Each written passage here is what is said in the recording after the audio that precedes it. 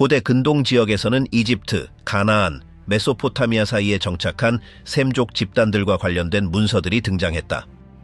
이들의 전승은 구술 형태로 시작되어 법률, 언약, 족보, 정치적 갈등, 종교 재편 등을 포괄하는 문자 기록으로 변화해갔다. 각 문서는 이동, 복속, 부족 구조와 같은 특정한 맥락을 반영하고 있다. 시간이 흐르면서 이러한 기록들은 복사되고 정리되며 새로운 상황에 맞게 조정되었으나 그 본래의 핵심은 유지되었다. 여러 제국의 지배에서도 이들은 서기관 학교, 의례화된 전통, 규범적 실천을 통해 보존되었다. 그 내용은 종교적 영역에만 국한되지 않으며 사회구조, 사법 절차, 위생 규범, 지도자 계승, 외세 점령 하에 정치적 결정 등을 함께 담고 있다. 이 모든 기록은 원시적인 세계관에서 시작해 제국의 통제 아래 조직된 체계로 이르는 연속적인 흐름을 제공한다. 성경 말씀에 따르면 그 자체의 순서를 따라가면 실제로 무슨 일이 일어났던 것일까?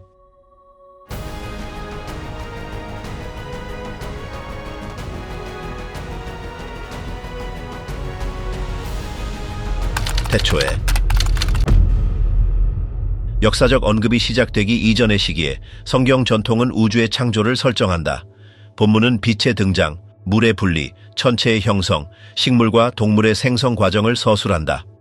서사 순서에 따르면 마지막 단계에서 인간이라는 존재가 등장하며 이는 땅을 지배하는 특정한 기능을 부여받아 창조된 것으로 제시된다.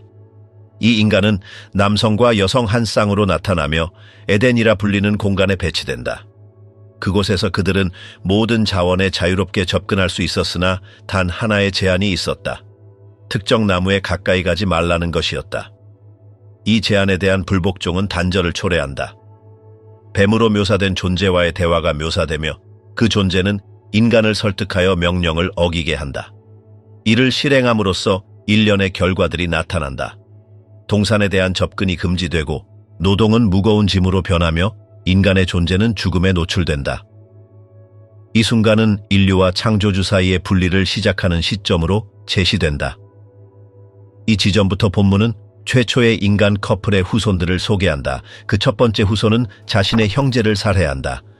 이후 수세기에 걸쳐 인구가 증가함과 동시에 폭력도 확산되는 족보가 전개된다. 세대가 거듭되며 노아라는 인물이 등장하는데 그는 주변과는 다른 행동으로 묘사된다. 그 시기 본문은 타락이 만연해졌다고 말한다.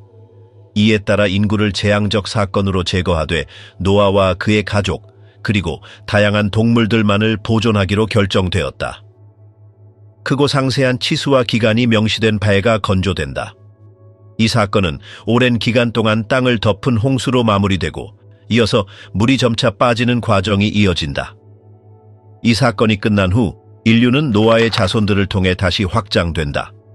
이들은 흩어지며 서로 다른 언어를 가진 집단들을 형성한다. 이어지는 장면 중 하나에서는 시날 지역에서 한 탑을 건설하는 이야기가 전개된다. 선언된 목적은 하늘에 닿고 흩어짐을 피하려는 것이었다. 본문에 따르면 이 의도는 언어의 혼란을 일으키고 공사를 중단시키며 건설자들을 흩어지게 만든 개입을 초래한다. 그 장소는 바벨이라는 이름을 얻게 된다. 이후의 족보는 이 탑의 건설자들을 아브람이라는 인물과 연결시키며 초기 시대와 다음 단계의 중심 인물로의 전환이 확립된다. 족장들과 언약들. 바벨에서 흩어진 이후 본문은 갈대아우르 출신의 한 인물에 초점을 맞춘다. 그의 이름은 아브람이다. 그는 다신교적 환경에서 살고 있었으며 자신의 땅을 떠나 정해지지 않은 곳으로 가라는 부름을 받는다. 그의 후손이 많아질 것이며 한 지역을 유산으로 받을 것이고 다른 민족들에게 복의 근원이 될 것이라는 약속이 주어진다. 그는 최종 목적지를 알지 못한 채 그 부름에 순종한다. 가나안, 이집트, 네게브 등 여러 지역을 여행하며 각 이동지마다 제단을 세우고 여정의 단계를 표시한다. 아브람과 그의 아내 사레는 자녀가 없었다.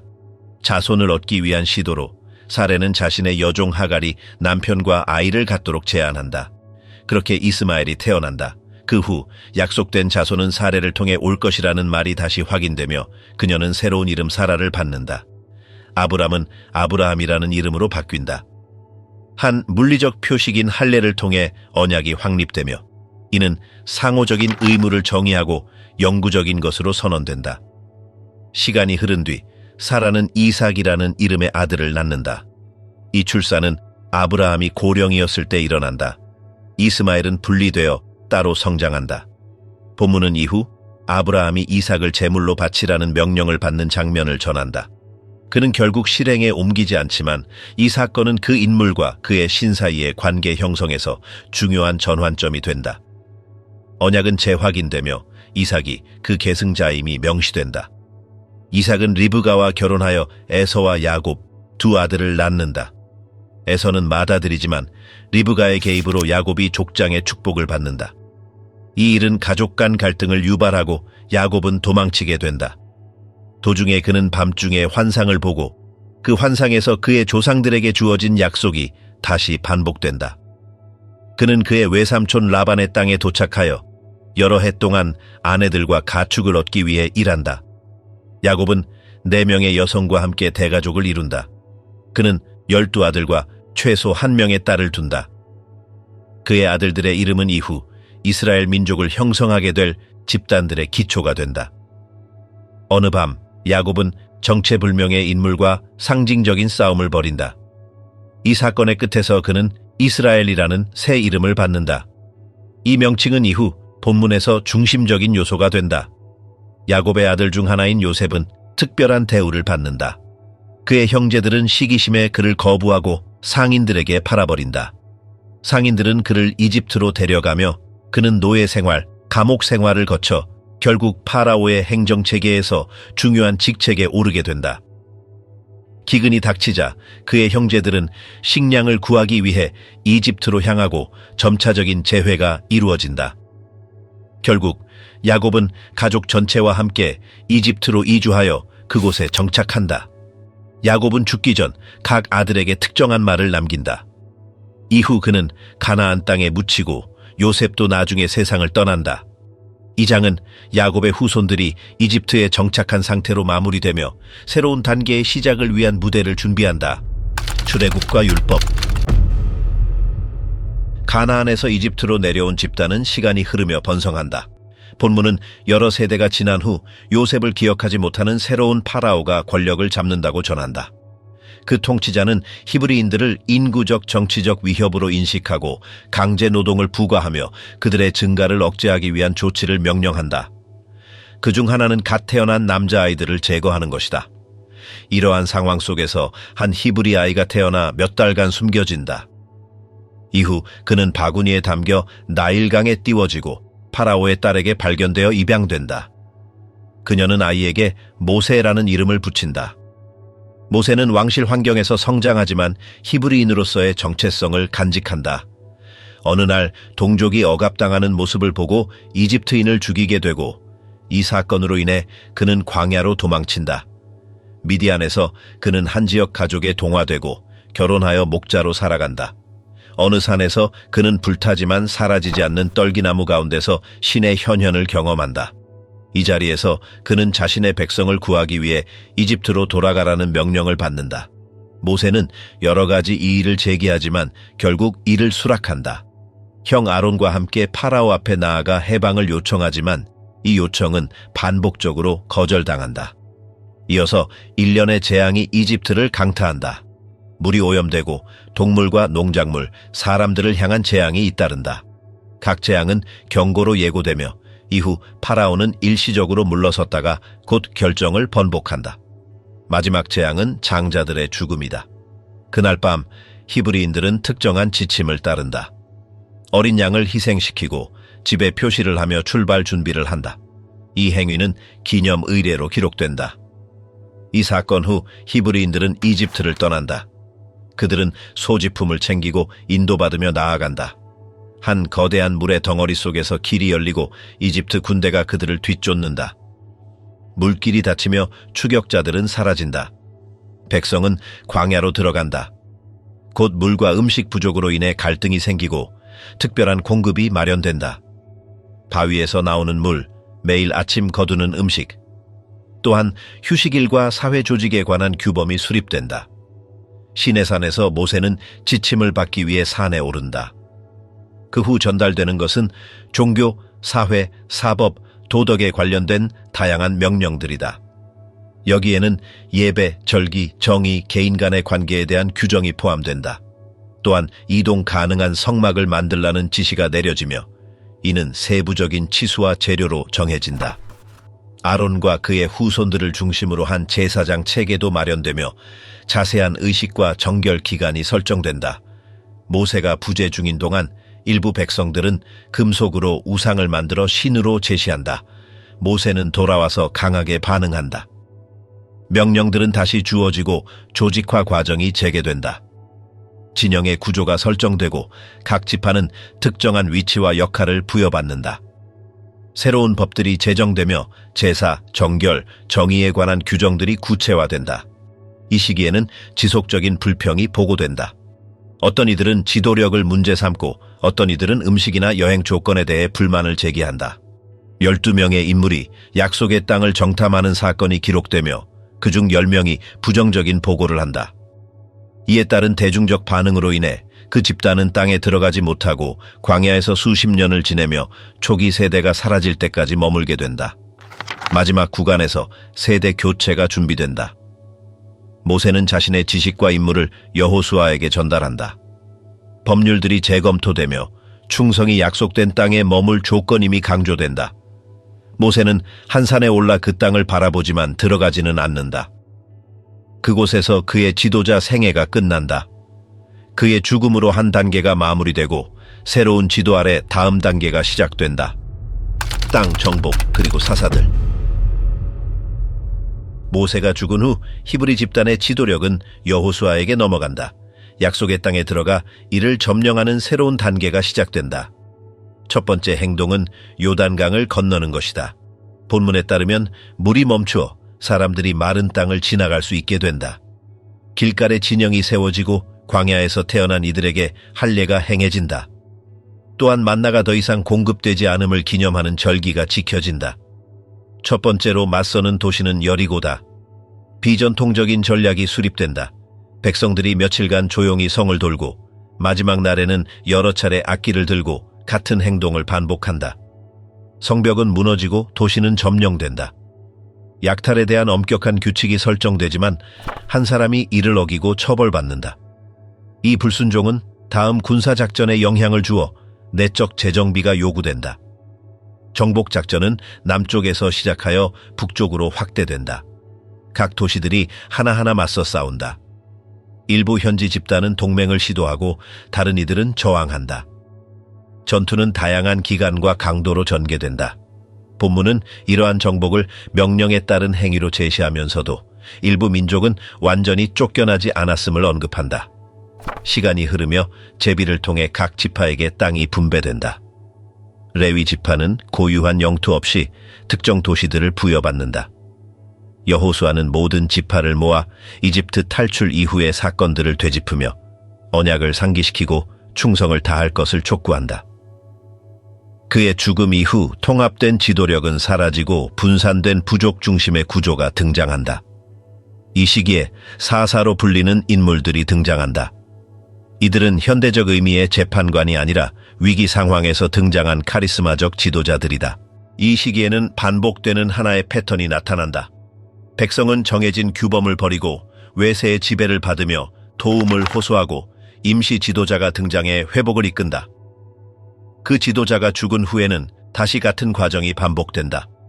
언급된 사사들에는 온니엘, 드보라, 기드온, 입다, 삼손 등이 있으며 이들은 각기 다른 시기에 미디안 사람들, 블레셋 사람들, 암몬 사람들과 같은 특정한 적에 맞선다.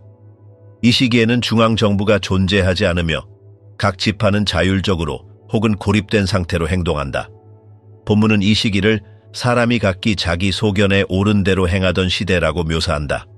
부족 간 갈등과 사회적 붕괴를 보여주는 사례들도 포함되어 있다. 그중 하나는 베냐민 지파와 다른 지파들 사이의 갈등으로 이는 심각한 결과를 낳는 내전으로 이어진다. 동시에 특정 가족들의 삶도 그려진다. 한 이야기는 베들레헴에서 모압으로 이주한 가족을 다룬다. 기근으로 인해 떠났으나 가장이 사망하고 몇 년 후 그의 아내는 모압 출신 며느리와 함께 돌아온다. 그 며느리의 이름은 룻이다.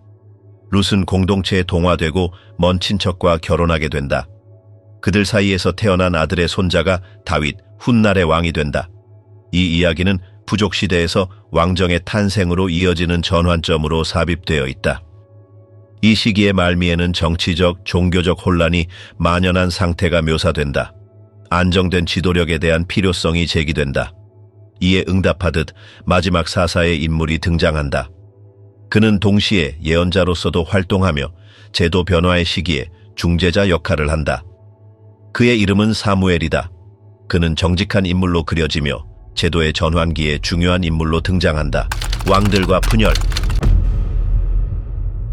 이 시기의 시작에서 히브리 민족은 외부의 위협과 내부의 혼란 속에서 살아간다.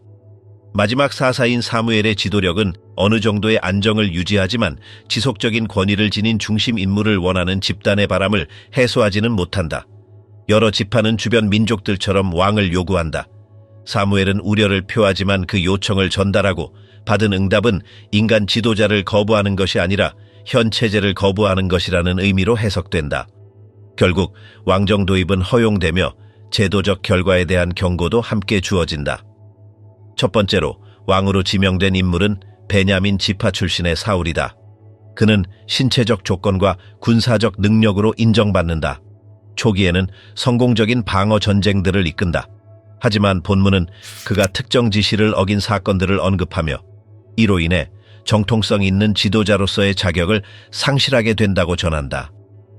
이후 사무엘은 새로운 미래의 왕을 기름 부으라는 명령을 받는다. 그는 유다 지파의 한 가정에서 막내 아들로 자란 목동 소년 다윗이다. 사울이 여전히 왕으로 있을 때 다윗은 군대에 합류하고 대중의 인정을 받는다.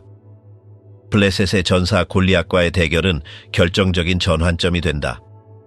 그의 인기가 높아질수록 사울과의 긴장도 심화된다.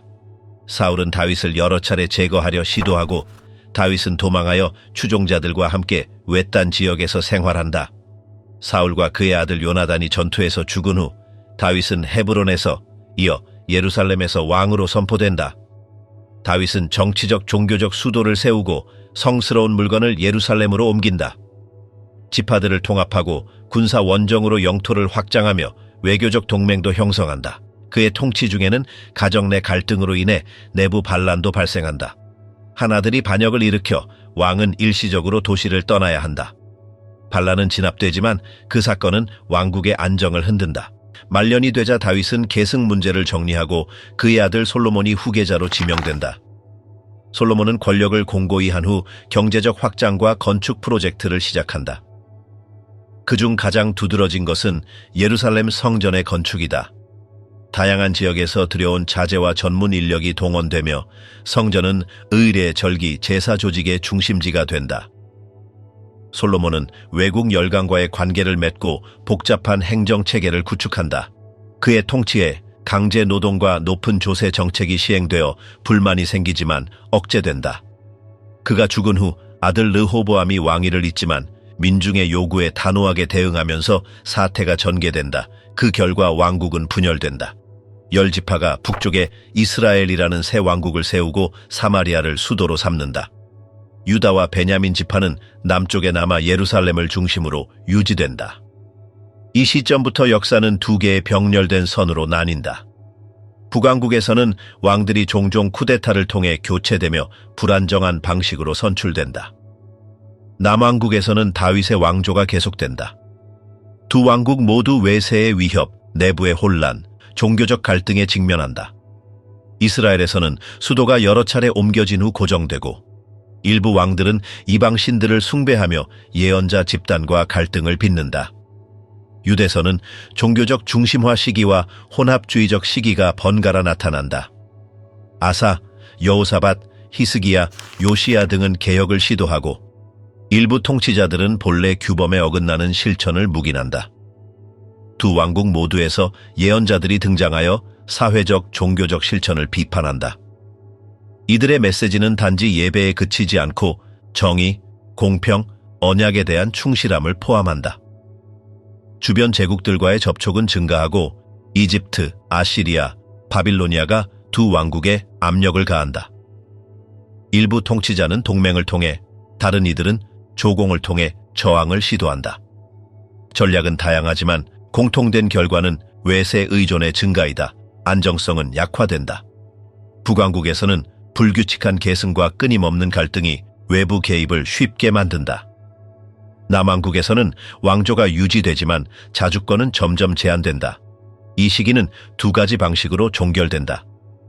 북왕국 이스라엘은 아시리아에 의해 멸망하고 많은 인구가 이주당하며 정체성이 희미해진다. 남왕국 유다는 좀 더 오래 버티지만 바빌로니아로부터 점점 더 큰 위협을 받는다. 예루살렘이 파괴되고 많은 인구가 포로로 잡혀가면서 왕정과 중앙예배, 자국 땅에서의 민족적 삶으로 상징되던 역사의 한 장이 마감된다. 민족은 처음으로 성전도 왕도 땅도 없이 존재하게 된다. 예언자들, 갈등, 그리고 몰락. 왕국이 분열된 이후 예언자들의 역할은 새로운 차원을 갖게 된다. 그들은 더 이상 단순한 전달자가 아니라 사회적, 정치적, 종교적 문제에 개입하는 비판적 인물로 활동한다. 일부는 비교적 평온한 시기에 말하고 다른 이들은 전쟁, 동맹, 내부 위기 속에서 활동한다. 그들의 메시지는 초기에는 거의 항상 거부되지만 기록으로 보존되어 성서의 중요한 부분을 구성한다. 북왕국에서는 엘리야와 엘리사가 등장한다.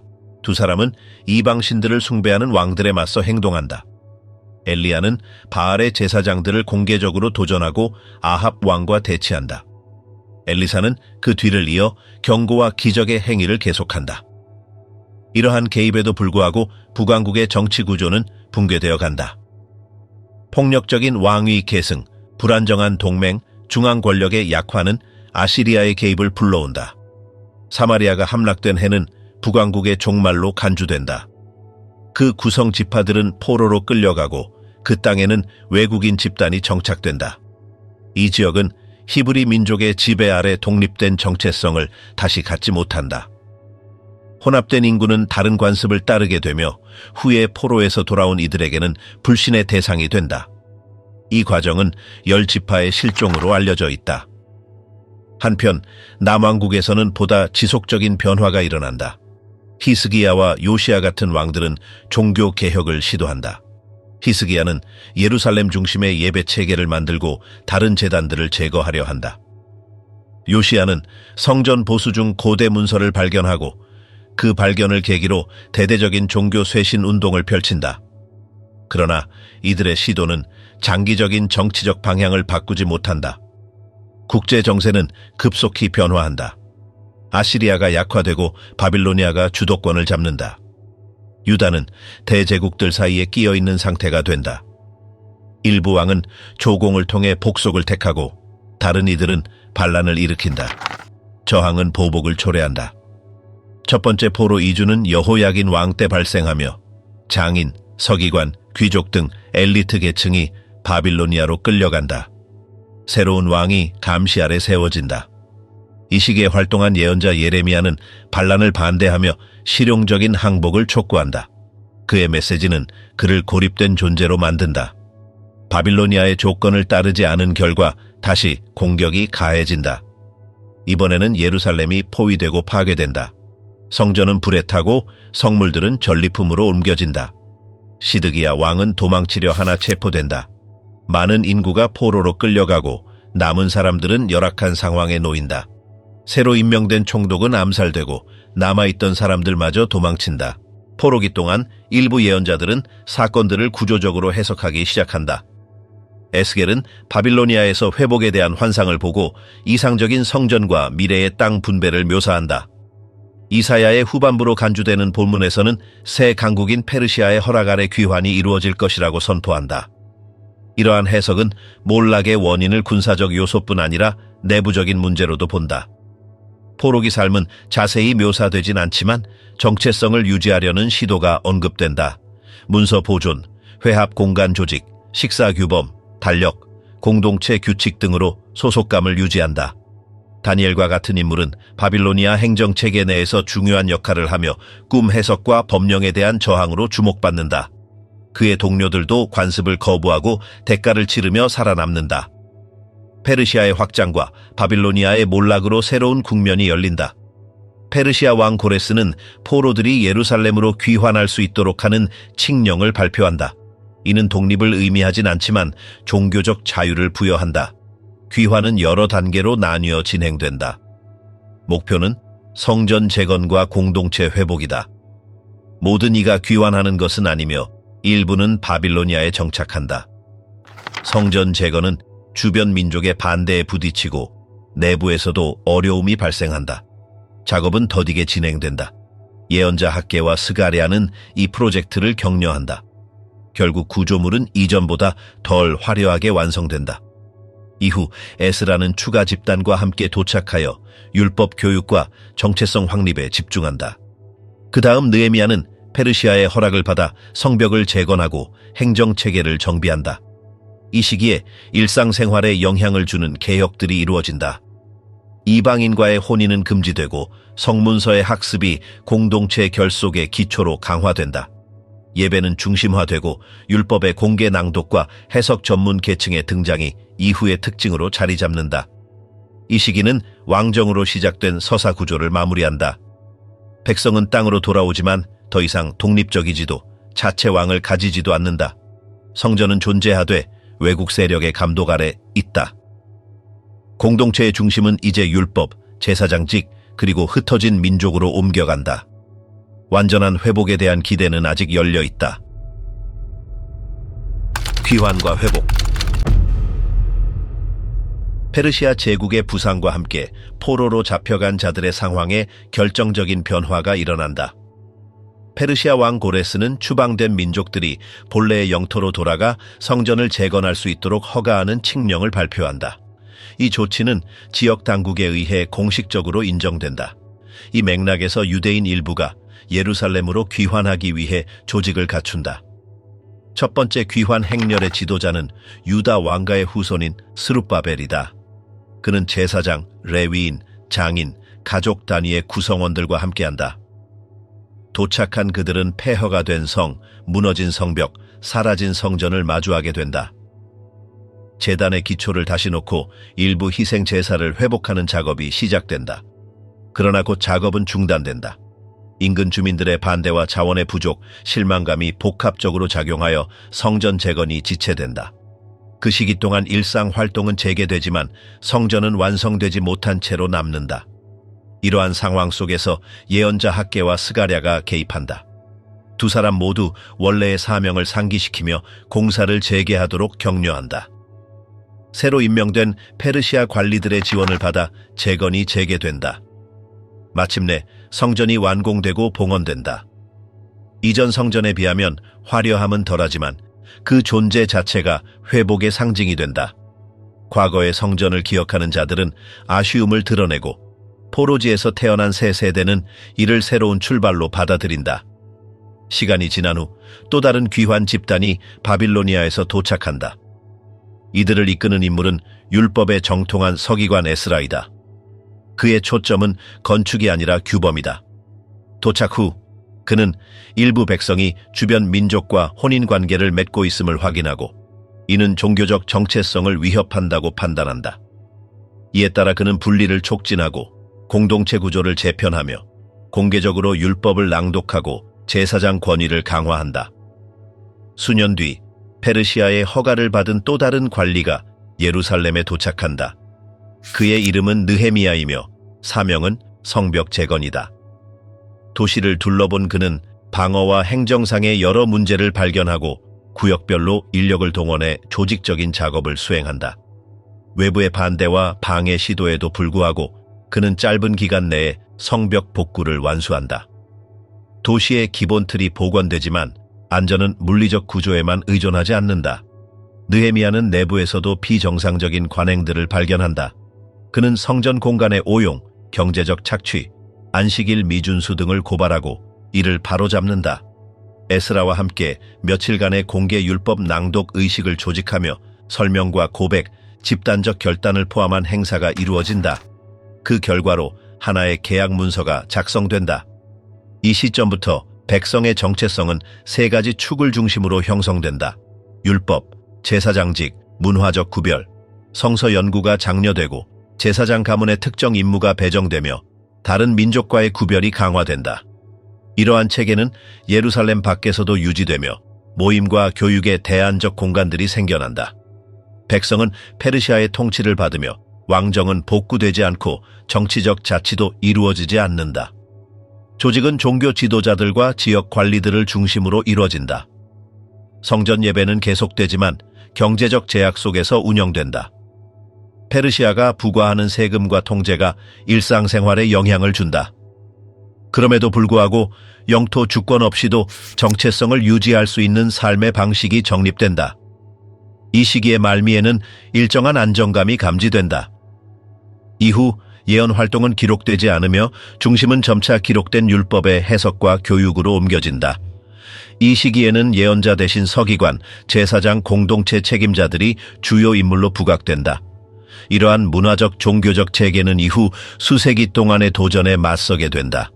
백성은 여전히 본국에 살고 있지만 제국의 한 지방으로 남아있다. 새로운 계시나 예언은 더 이상 기록되지 않으며 전통은 독서, 교육, 반복을 통해 보존된다. 이로써 회복기의 이야기는 마무리되며 이는 과거로의 완전한 귀환이 아닌 새로운 현실에 대한 적응으로 정의된다. 400년의 침묵. 페르시아의 지배 아래에서 이루어진 회복기 이후 히브리 성경 정경에 포함된 새로운 예언적 메시지나 사건은 기록되지 않는다. 이 시간 간격은 대략 400년에 걸친다. 그동안 유다 백성은 외세의 통치 아래 머물면서 제국 환경의 변화로 인해 야기된 문화적, 정치적, 종교적 변화를 겪으며 내부 구조를 조정해 간다. 페르시아의 지배는 약 200년 동안 지속되며 이 시기 동안 예루살렘은 비교적 안정적인 지방으로 기능한다. 지역 행정은 대제사장들의 손에 맡겨지며 이들의 권위는 중앙정부에 의해 인정된다. 종교적 관행은 자원이 제한되고 제국의 감시를 받는 상황에서도 계속 이어진다. 율법 교육, 예루살렘 외 지역의 무성전 생활, 공동체 규범의 강화 등을 통해 집단 정체성이 유지된다. 알렉산더 대왕의 군사적 확장이 이루어지면서 페르시아 제국은 몰락하고 마케도니아의 지배가 시작된다. 알렉산더 사후, 그의 장군들이 정복지를 나누고 팔레스타인은 처음에는 이집트의 프톨레마이오스 왕조의 지배를 받다가 이후 시리아의 셀루코스 왕조로 넘어간다. 이 과정에서 그리스 문화가 점진적으로 유입된다. 극장, 체육관, 그리스어 학교들이 건설되고 일부 주민은 이를 수용하지만 다른 일부는 이를 거부한다. 이 갈등은 안티오코스 4세 에피파네스 통치 시기에 격화된다. 그는 이방 문화를 강제하고 히브리 종교 관행을 금지하며 예루살렘 성전에 그리스식 제사를 도입하여 신성 모독을 저지른다. 이에 대한 반응으로 제사장 가문인 마카비 집안이 주도하는 반란이 발생한다. 이 충돌은 장기적인 전쟁으로 이어지며 결국 반란군은 예루살렘을 회복하고 성전을 정결하게 하여 예배를 재개한다. 이 사건은 연례 기념일의 기원이 된다. 승리 이후 반란의 지도자들은 정치적 권력을 장악하고 하스몬 왕조라 불리는 제사장 기반의 왕조를 수립한다. 수십 년 동안 유대인은 일정한 독립을 누리며 성전이 완전히 운영되고 화폐가 발행되며 외교 동맹이 형성된다. 그러나 내부 분열과 왕위 계승 분쟁이 안정을 위협한다. 이러한 분쟁 속에서 로마가 개입한다. 폼페이우스 장군이 예루살렘을 점령하고 지역에 대한 통제를 확립한다. 종교적 사안에 대한 자치는 일정 부분 허용되지만 실질적 통치는 로마가 임명한 관리들에 의해 이루어진다. 이 시기 등장한 인물이 헤롯이다. 그는 왕으로 불리지만 로마의 권위에 종속된 인물이다. 그는 도시 재건과 성전 확장을 추진하는 동시에 정치적 반대자들을 탄압하며 권력을 집중시킨다. 이 시기 동안 공식적으로 인정된 새로운 예언은 기록되지 않는다. 종교 활동은 성전을 중심으로 진행되지만 그 외에도 다양한 공간에서 이루어진다. 서로 다른 관점을 가진 집단들이 등장한다. 바리새인은 구전 율법과 학문을 강조하고 사두개인은 성전을 장악하며 에세네파는 공동체 생활을 추구하며 사회로부터 분리된다. 열심당은 무장 저항을 지지한다. 이들은 공통된 요소도 있으나 교리와 사회적 입장에서 차이를 보인다. 미래의 신적 개입에 대한 기대는 여전히 살아있다. 이 시기에 기록된 일부 문헌은 완전한 회복에 대한 희망을 표현하며 다른 글들은 당시의 사건들을 예언 성취의 징후로 해석한다. 이러한 사상은 공개적으로 통일된 형태로 표현되진 않지만 다양한 집단 사이에서 회람된다. 상징, 숫자, 환상 등의 형식이 비정경 문헌들에서 자주 등장한다. 이 몇 세기의 끝 무렵 지역은 여전히 로마의 지배 아래 있으며 성전은 남아있지만 주권은 사라진 상태다. 율법은 학습되지만 그 적용을 둘러싼 해석 차이가 많다. 제사장직은 존재하지만 정당성은 도전을 받는다. 과거의 기억, 현재의 무게, 미래에 대한 기대가 긴장 속에 얽혀있는 가운데 곧 역사의 흐름을 바꿀 새로운 인물들이 등장하게 된다. 예수의 생애. 헤롯이 유대를 통치하던 시기 갈릴리 출신의 한 부부가 로마 당국의 호적 명령에 따라 베들레헴으로 이동한다. 이 상황 속에서 예수라는 이름의 아기가 태어난다. 기록에 따르면 숙소가 없어 단순한 환경에서 출생이 이루어진다.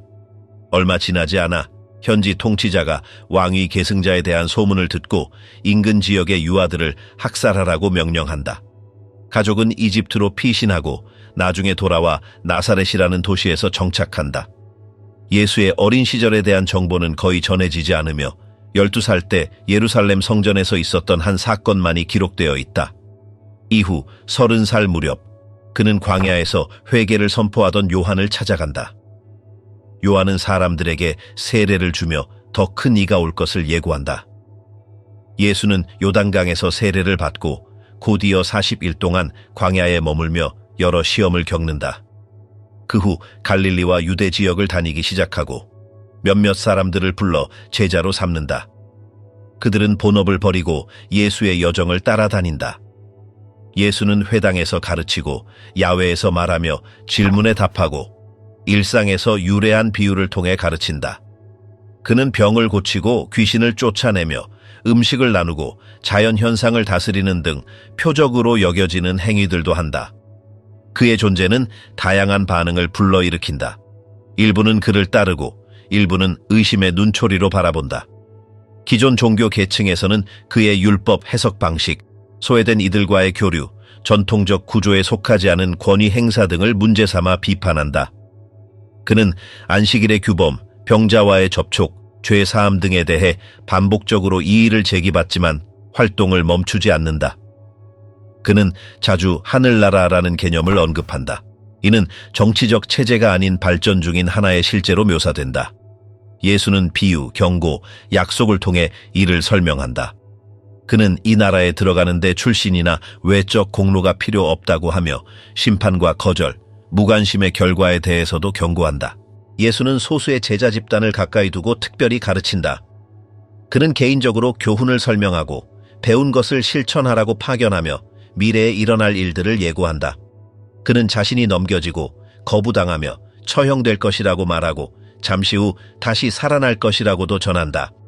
그러나 제자들은 이를 즉시 이해하지 못한다. 그들은 민족 회복과 같은 다른 기대를 품고 있었다. 예루살렘으로 향하는 여정에서 예수는 민중의 환영을 받지만 감시도 받는다. 도시에 입성한 그는 성전에서 장사꾼들을 내쫓고 이 행위는 종교 당국의 조직적인 반응을 유발한다. 그들은 함정을 파는 질문들을 던지나 예수는 직접적인 대답 대신 명확한 함의를 담은 비유로 대응한다. 긴장이 고조되며 그의 제자 중 한 명이 보상을 받고 그를 고발하기로 한다. 예수는 제자들과의 만찬 자리에서 자신의 죽음을 예고하고 빵과 포도주를 통해 공동의 상징을 세운다. 이후 한적한 곳으로 물러나 기도하다가 체포된다. 그는 종교 지도자들에게 넘겨지고 이어 로마 총독 앞에 선다. 신문과 고발이 이어지고 결국 유죄 판결이 내려진다. 총독은 로마법상 죄를 발견하지 못하지만 지역의 압력에 굴복한다. 예수는 채찍질당하고 사람들 앞에 세워진 후 도시 외곽의 처형 장소로 끌려간다. 그는 십자가형에 처해지고 몇 시간 동안 나무에 매달려 있다가 숨을 거둔다. 그의 시신은 동조자의 무덤에 안치되고 경비가 배치된다. 사흘째 되는 날 몇몇 여성이 무덤을 찾아갔으나 비어 있는 것을 발견한다. 이들은 이를 알리고 제자들이 확인하러 간다. 이후 여러 무리들이 예수를 살아있는 상태로 보았다고 주장한다. 그 만남들은 다양한 상황과 장소에서 이루어진다. 그는 나타나 말을 건네고 지시를 내린다. 예루살렘에 머물지 말고 후속 조치를 기다리라고 말한 뒤 본문에 따르면 하늘로 올라가 사라진다. 제자들은 약속된 현실을 기다리며 함께 모여 남는다. 예수의 공적 사역은 짧았지만 방대한 기록을 남겼다. 그의 활동은 종교 영역에만 국한되지 않았고 윤리적 가르침, 사회적 도전, 그리고 새로운 사고의 틀을 제공했다. 그의 죽음 이후 제자들은 육체적 부재 속에서도 그에게서 직접 받았다고 여기는 가르침을 따라 새로운 단계를 시작한다. 교회 확장. 예수의 육체적 부재 이후 그의 제자들은 예루살렘에 함께 모여 있었다. 기록에 따르면 유대 절기 중 하나에 그들은 영적 현현으로 해석되는 사건을 경험하게 된다. 한 무리의 제자들이 다양한 언어로 말하기 시작하고 이를 지켜보던 많은 사람들이 놀라워한다. 제자 중 핵심 인물인 베드로는 이 현상을 고대의 본문을 인용해 설명하며 그날 수백 명이 공동체에 합류하게 된다. 초기 조직은 예루살렘을 중심으로 발전한다. 신자들은 집에서 모여 식사와 가르침을 나누고 자원을 공평하게 분배한다. 성전과의 연결은 유지되지만 동시에 독립된 구조도 형성된다. 일부 제자들은 치유의 기적을 행하고 공개적인 연설을 하며 이는 주목을 끄는 동시에 종교 지도자들의 반발도 유발한다. 여러 차례에 걸쳐 이들은 체포되고 신문을 받은 후 경고와 함께 석방된다. 새롭게 떠오른 지도자 중 한 명인 스데반은 성전과 율법에 대한 모독 혐의로 기소된다. 그는 공의회 앞에서 히브리 민족의 역사를 되짚으며 자신의 입장을 진술하지만 결국 돌에 맞아 죽는다. 이 사건은 보다 광범위한 박해의 시작을 알린다.